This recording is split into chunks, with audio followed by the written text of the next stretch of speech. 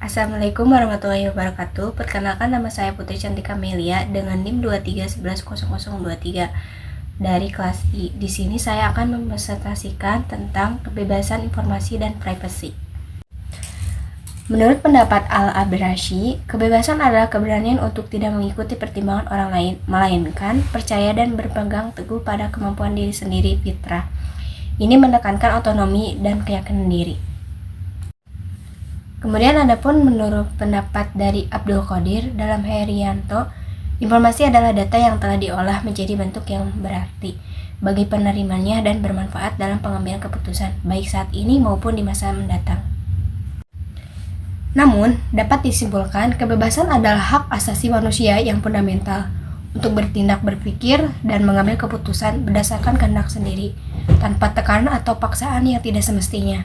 Kebebasan ini tidak bersifat mutlak, melainkan memiliki batasan yang terkait dengan tanggung jawab, moral, dan penghormatan terhadap hak orang lain. Ini mencakup kebebasan dalam menentukan arah hidup, mengeluarkan pendapat, dan berekspresi, serta kebebasan internal dari belenggu material atau hawa nafsu. Intinya, kebebasan adalah kemampuan untuk menjadi subjek yang mandiri dan otonom dalam eksistensinya.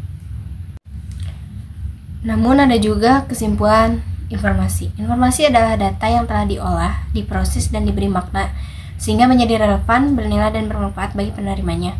Tujuannya untuk informasi adalah untuk membantu dalam pengambilan keputusan, pemahaman, dan peningkatan pengetahuan. Informasi yang baik memiliki kriteria seperti akurat, tepat waktu, dan relevan, serta mampu memicu tindakan atau pemahaman yang berguna. Namun ada juga definisi kebebasan informasi menurut hukum internasional, misalnya Deklarasi Universal Hak Asasi Manusia dengan pasal 19 mengakui kebebasan informasi sebagai hak asasi manusia untuk mencari, menerima, dan menyebarkan informasi dan gagasan dalam berbagai bentuk dan dengan alat apapun, tanpa memandang batas-batas. Ini mencakup tidak hanya teks dan gambar, tetapi juga sarana berekspresi, terutama dalam pemanfaatan teknologi informasi. Dapat disimpulkan, kebebasan informasi adalah hak fundamental setiap individu untuk mengakses, mencari, menerima, dan menyebarluaskan informasi dari sumber manapun, tanpa adanya campur tangan atau pembatasan yang tidak semestinya dari pihak otoritas atau pihak lain. Hak ini menjadi pilar utama dalam masyarakat demokratis karena memungkinkan partisipasi publik, akuntabilitas pemerintah, dan perkembangan pengetahuan. Ada pula ciri-ciri kebebasan informasi. Berdasarkan berbagai pandang, ciri-ciri kebebasan informasi sebagai berikut. Keterbukaan maksimum openness. Ini adalah prinsip dasar di mana semua informasi harus terbuka untuk publik kecuali yang secara sah dikecualikan oleh hukum.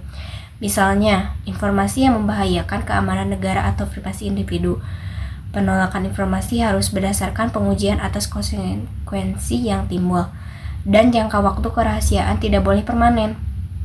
Hak asasi universal.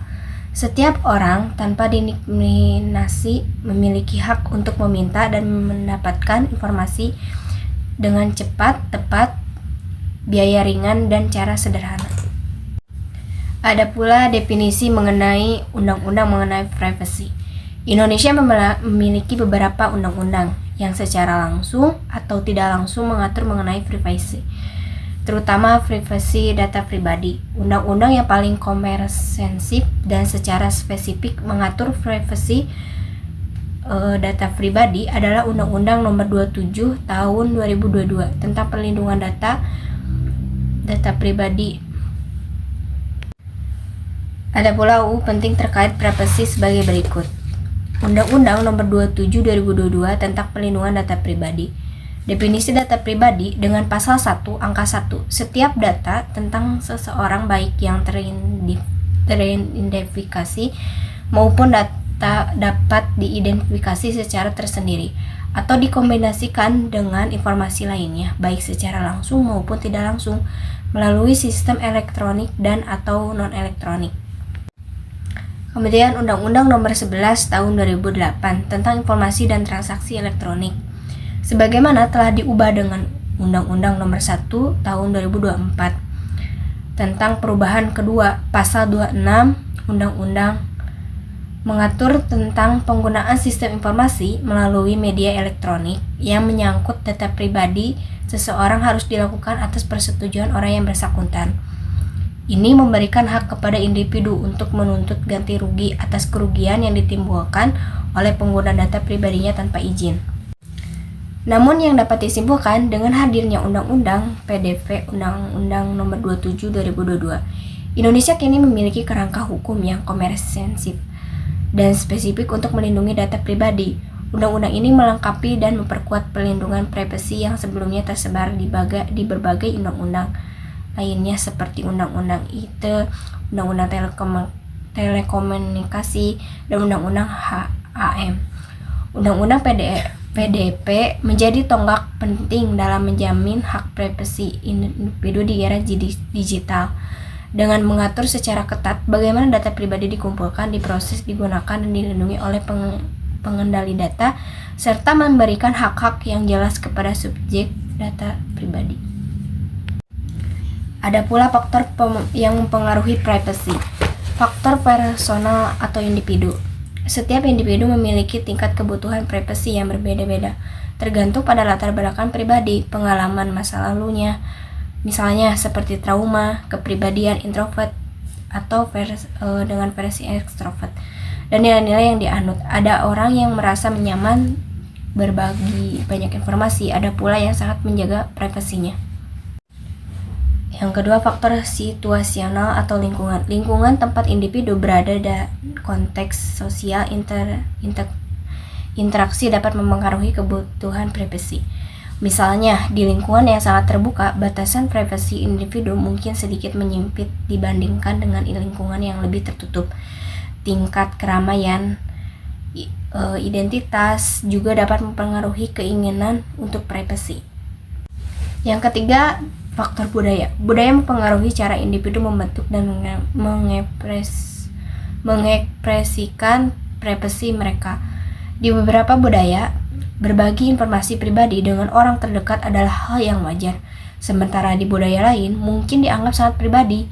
Misalnya, di Indonesia kebiasaan bergosip atau bertanyaan yang merambah aspek privasi, agama, atau status pernikahan sering dianggap biasa, yang menunjukkan minimnya penghargaan terhadap privasi dibandingkan budaya barat.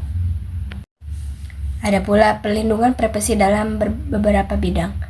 Yang pertama, bidang kesehatan. Informasi pasien seperti rekam medis harus dirahasiakan, contohnya Undang-Undang Perlindungan Data, yaitu data pribadi dan peraturan rumah sakit tentang kerahasiaan pasien. Yang kedua, bidang pendidikan. Data siswa atau mahasiswa seperti nilai dan data pribadi tidak boleh disebarluaskan tanpa izin. Ada pula dampak kehilangan privasi dan contoh kasus pelanggaran privasi.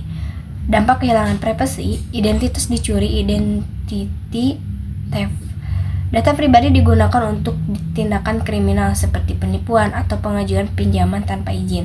Yang kedua, pelecehan dan pencemaran nama baik. Data pribadi yang tersebar bisa disalahgunakan untuk menyerang atau mempermalukan seseorang. Contohnya ada dari kasus pelanggaran privasi, yaitu kasus Facebook Cambridge Analytica. Data penggunaan Facebook dikumpulkan tanpa izin untuk mempengaruhi opini politik. Namun ada menjaga keamanan data dan privasi. Beberapa cara untuk menjaga keamanan data dan privasi. Yang pertama, gunakan password yang kuat dan ganti secara berkala. Yang kedua, aktifkan autentikasi 2 faktor. Yang ketiga, jangan sembarangan membagikan informasi pribadi di media sosial. Yang keempat, periksa izin aplikasi sebelum menginstal. Yang kelima, gunakan antivirus dan perangkat lunak keamanan. Yang keenam, hindari mengakses akun penting melalui Wi-Fi publik. Yang ketujuh, backup data secara rutin. Yang kedelapan, waspada terhadap email atau tautan phishing. Yang kesepuluh, pahami hak privasi dan gunakan fitur pengaturan privasi dan di platform digital.